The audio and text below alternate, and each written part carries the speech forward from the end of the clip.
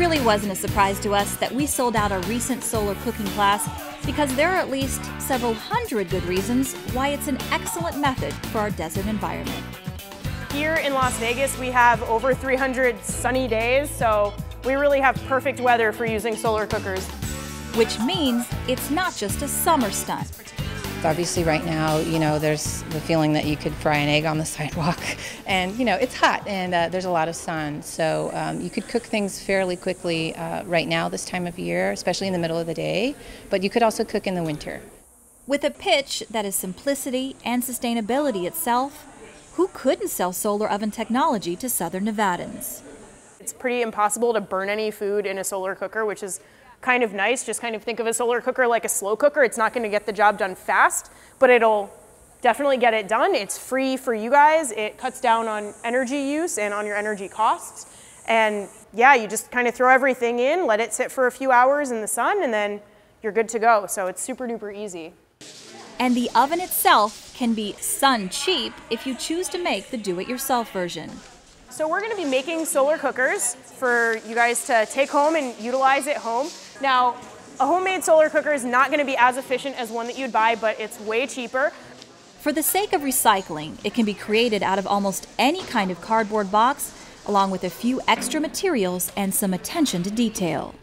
Pizza box solar oven, so you can either cut a hole in the lid or just use the entire lid.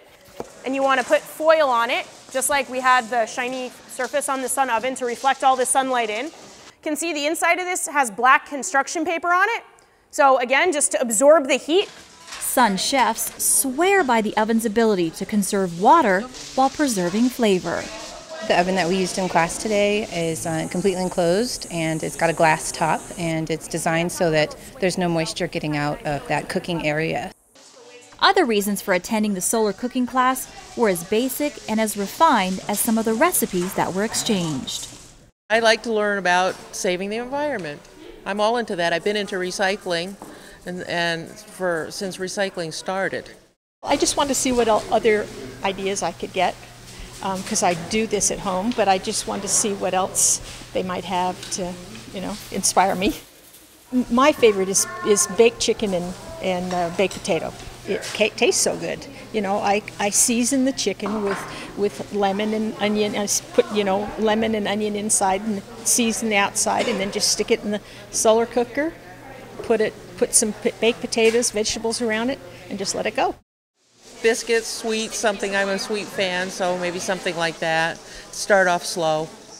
But with the kind of experimentation that chefs enjoy, solar cooking can be as quick as more conventional techniques. If you use the solar cooker and you move it with the sun, which you move it about every 30 minutes, it's about the same time as in a regular oven, maybe a little bit less. The way you find the spot is you stand behind the cooker and you make sure that the shadow is even on both sides. If it's even, then you know the sun is directly above, and then so you just, when the shadow shifts, then you just do that. You just have to stand behind it. Find the right sun spot, and even a cardboard oven will give you all the heat that you need. Today we got them at about 125 degrees and the commercially bought oven was about 300 degrees today. And without smoke, flames, or non-renewable fuel, you can have sun-baked s'mores that are really worth waiting and saving the earth for. Depending on how you position what you're making, will depend on how much chocolate melting you get. But we learned that you can brown marshmallows with a homemade solar oven.